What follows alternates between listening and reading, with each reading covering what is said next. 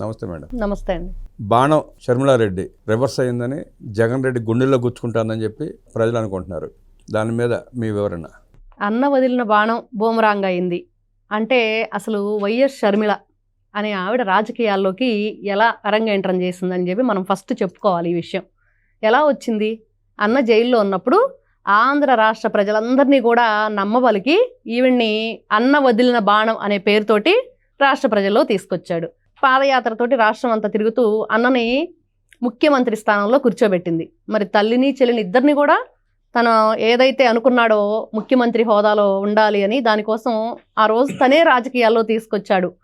Party అధినేతగా కూడా వాళ్ళ అమ్మని కూర్చోబెట్టాడు. మరి ఇవన్నీ చేసిన జగన్మోహన్ రెడ్డి ఈ రోజున మీరెందుకు నాకు వ్యతిరేకంగా రాజకీయాల్లో ఉన్నారు? అసలు రాజకీయాల్లో ఒక ఫ్యామిలీకి ఒకరే ఉండాలి, మీరు అసలు రాజకీయాల్లోనే ఉండకూడదు, మీరు ఉండటానికి వీల్లేదు, కాబట్టే మీకు గిఫ్ట్గా ఇచ్చిన ఆస్తిని నేను వెనక్కి తీసుకుంటున్నాను అని మాట్లాడుతున్నాడు.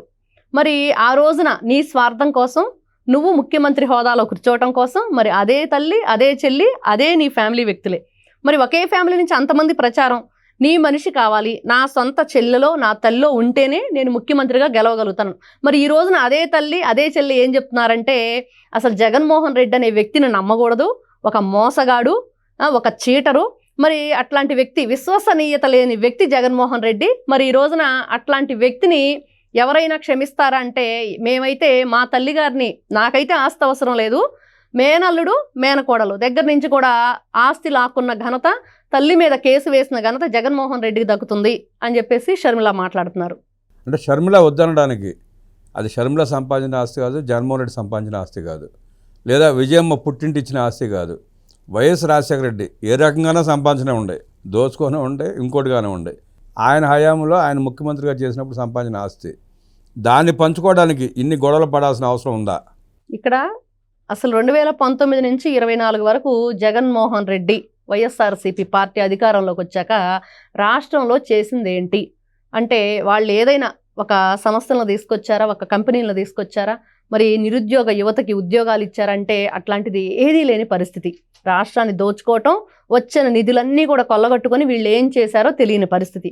అట్లాంటి వీళ్ళు మరి సొంత ఫ్యామిలీలోనే, మరి రాజశేఖర రెడ్డి గారు మనవాళ్ళకి మనవరాళ్ళకి రావాలి, ఇది కూతురికి కొడుక్కి కాదు అని చెప్పిన తర్వాత కూడా వీళ్ళు అసలు ఆ రోజున ఏ విధంగానైనా రానివ్వండి ఆస్తి, ఈ రోజున జనం ఏమంటున్నారంటే అది జనం నుంచి దోచుకున్నది. ఇప్పుడు సరస్వతి పవర్స్ కానివ్వండి, ఇంకోటి కానివ్వండి, ఇవన్నీ కూడా ఆంధ్ర రాష్ట్రం ఉమ్మడిగా ఉన్నప్పుడు ఇవన్నీ కూడా జరిగినవి.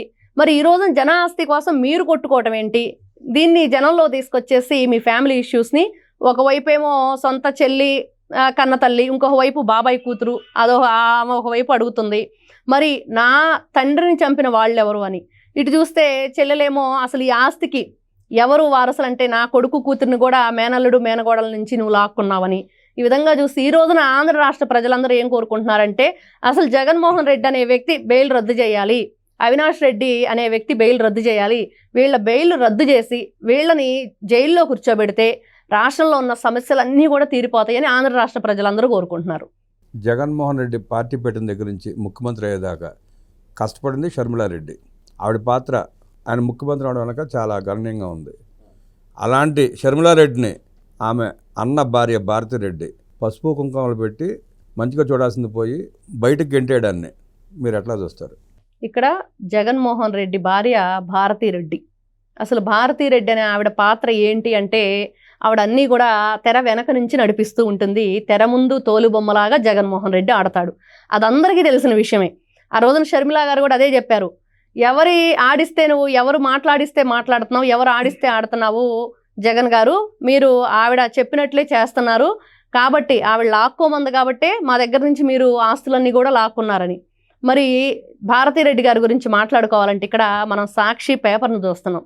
మరి దాంట్లో రాసే రాతలు, వాళ్ళు ఛానల్లో చెప్పే మాటలు, వాళ్ళు ఇవన్నీ చూస్తుంటే ఎలా ఉండిదంటే వీళ్ళు రాష్ట్ర ప్రజల మీదే కాదు, ఇంట్లో సొంత ఆడపడుచు అత్తగారి మీద కూడా ఈవిడికి ఎటువంటి ప్రేమ లేదు, కేవలం ఈమెకి డబ్బు మీద మాత్రమే ప్రేమ ఉంటుంది.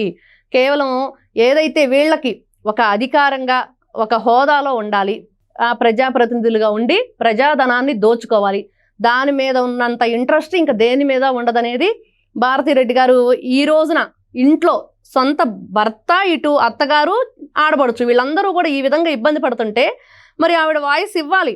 ఇవన్నీ కూడా వద్దు, వాళ్ళకి ఇవ్వాల్సిన వాటాలు వాళ్ళకి ఇద్దాము, మరి మనందరం కూడా హ్యాపీగా ఉందామని. కానీ అట్లాంటి ఆలోచన ఆవిడకి లేదు. ఎందుకంటే మనం చూసుకుంటే ఈ రోజున సాక్షి పేపర్లో ఏం రాస్తున్నారు, ఏ విధమైన ఇప్పుడు సొంత చెల్లెల మీద ఎట్లాంటి ఎలిగేషన్స్ తీసుకొచ్చాడు జగన్మోహన్ రెడ్డి, తండ్రికే పుట్టలేదన్న మాటలు మాట్లాడిచ్చాడు, ఎలాంటి పోస్టులు పెట్టించాడు. ఇవన్నీ చూస్తుంటే నిజంగా వీళ్ళు డబ్బు కోసం ఎలాంటి దీనికైనా పాల్పడతారు అనేది మనం క్లియర్ కట్ కనిపిస్తుంది. ఇవన్నీ జగన్మోహన్ రెడ్డి చేస్తున్నాడు అంటారా, లేదంటే మీరు అన్నట్టు జగన్మోహన్ రెడ్డిని కీలు బొమ్మని చేసి తెర వెనుక భారతిరెడ్డి ఆడుతున్న గేమ్ ప్లాన్ అంటారా? షర్మిలానే స్వయంగా చెప్పిందండి ఆ విషయం. వెనక ఉండి మనం అనుకున్నట్లుగా ఇప్పుడు తోలు బొమ్మలు అయితే ఎవరు ఆడిస్తున్నారో కనిపించదు, అవైతే ఆడుతున్నట్లు కనిపిస్తాయి. కానీ ఎవరో ఆడిస్తున్నారు అనేది అందరికీ తెలిసిన విషయం. ఆ ఆడిస్తున్న వ్యక్తి ఎవరంటే భారతిరెడ్డి, అది అందరికీ తెలిసిన విషయం. అంటే జగన్మోహన్ రెడ్డి అసమర్థుడని అంటున్నారా మీరు? అసమర్థుడు అంటే అతనికి అసమర్థుడు కాబట్టే కదా జైల్లో ఉండి మరి తల్లిని చెల్లిని మరి రాజకీయాలు ఉపయోగించుకొని ఈ రోజున నీకు 5 సంవత్సరాలు ముఖ్యమంత్రిగా పరిపాలన చేసి మరి అయిపోగానే ఈ రోజున ఏం చేశాడు, అదే తల్లిని చెల్లిని మీరు అధికారానికి అవసరం లేదు, రాజకీయాల్లో ఉండకూడదు, ఇంట్లో ఒకరు మాత్రమే ఉండాలంటున్నాడు.